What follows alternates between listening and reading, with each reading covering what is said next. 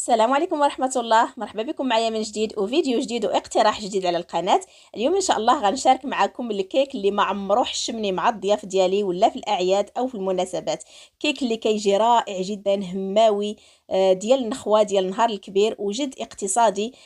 عنده بعض الاضافات فقط اللي تقدروا تستغناو عليها، ولكن ككيك شوفوا معايا النتيجة كيفاش كيجي اسفنجي رائع شكلا ومذاقا. نتمنى الاقتراح ديال هذا النهار ينال الاعجاب ديالكم وتتبعوا معايا المقادير والطريقه كذلك لاخر فيديو. ما تنسونيش من لايك ديالكم وتشجيعاتكم في التعاليق ان شاء الله. ما نطولش عليكم، ندوزو مع بعضياتنا للمكونات مع طريقه التحضير على بركه الله. اول حاجه كما كتشوفوا معايا هنايا خديت كاس ديال الحليب بقياس كاس العنبه. ضفت له هنايا واحد الملعقه كبيره ديال الخل وغادي نخليهم يتفاعلوا، او نخليه يروب جانبا. وغادي ندوز الخلاط. هذا الكيك غادي نخدموه في الخلاط الكهربائي. خديت 3 البيضات اللي بدرجه حراره المطبخ. تخرجوهم من قبل، وإلا كنتو نسيتوهم ديروا واحد كاسرونه فيها الماء سخون وخليوه فيها تقريبا واحد 10 دقائق. ضفت على 3 البيضات كيس ديال الفاني، قبصه ديال الملحه، كاس ديال السكر من دائما بقياس كاس العنبه 150 غرام. تقدروا ديروا كاس الا ربع. وغادي هنايا الخليط غادي نخدموه مزيان مزيان، نعطيوه حقه في الخدمه تقريبا من 5 دقائق حتى ل7 دقائق. وحنايا كنخدموه في هذا الخلاط الكهربائي.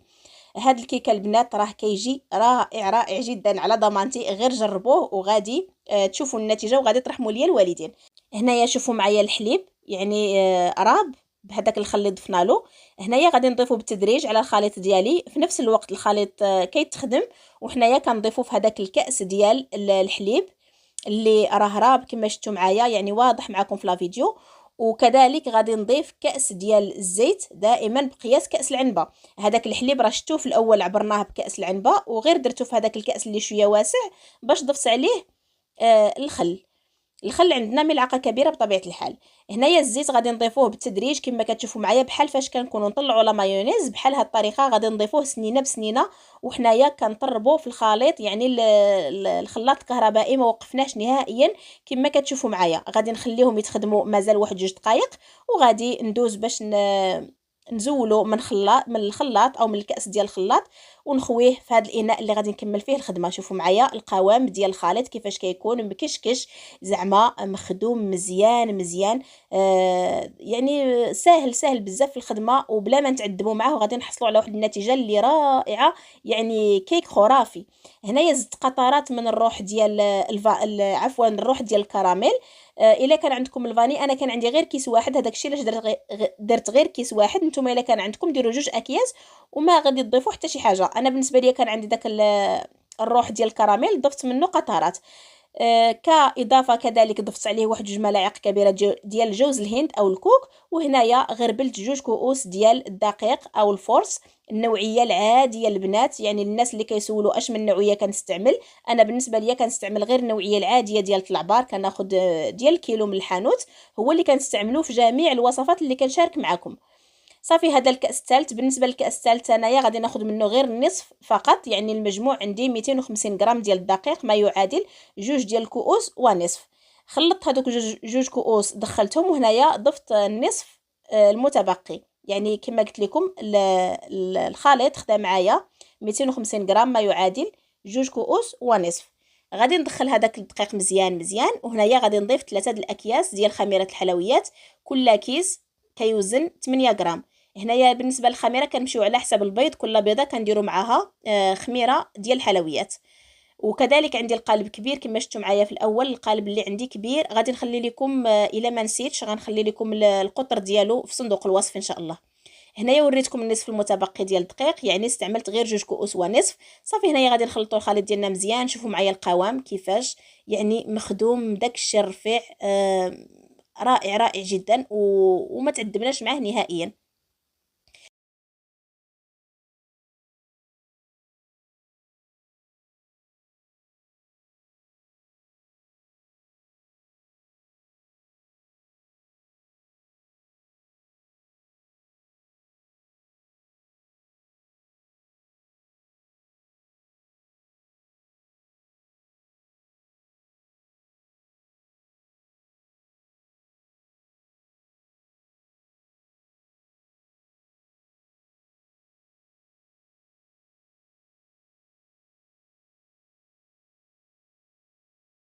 هنايا كاضافه خديت 2 ملاعق ديال الشعريه ديال الشوكولات او الفيرميسيل، وضيفوها كاخر حاجه. الا بغيتو تضيفوها غادي حتى الاخير فاش تبغيو تخوها في القالب عاد تضيفوها، ما بغيتوش تضيفوها غادي تستغناو عليها تماما.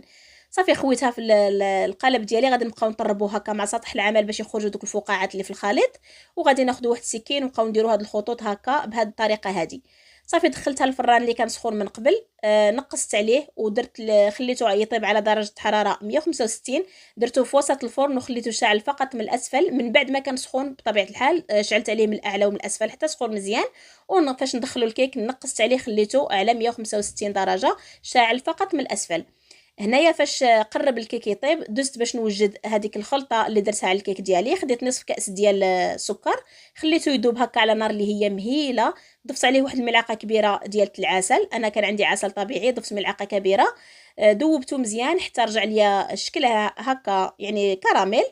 وضروري تخليوه على نار مهيله باش ما يتحرقش لكم، حيت الا تحرق لكم الكراميل غيعطيكم واحد المذاق خايب. ضفت عليه ملعقه كبيره ديال الزبده من بعد ما دابت، وكذلك واحد الطريقه ديال الملحه ضروري مع الكراميل كيعطيها واحد المذاق زوين زوين بزاف.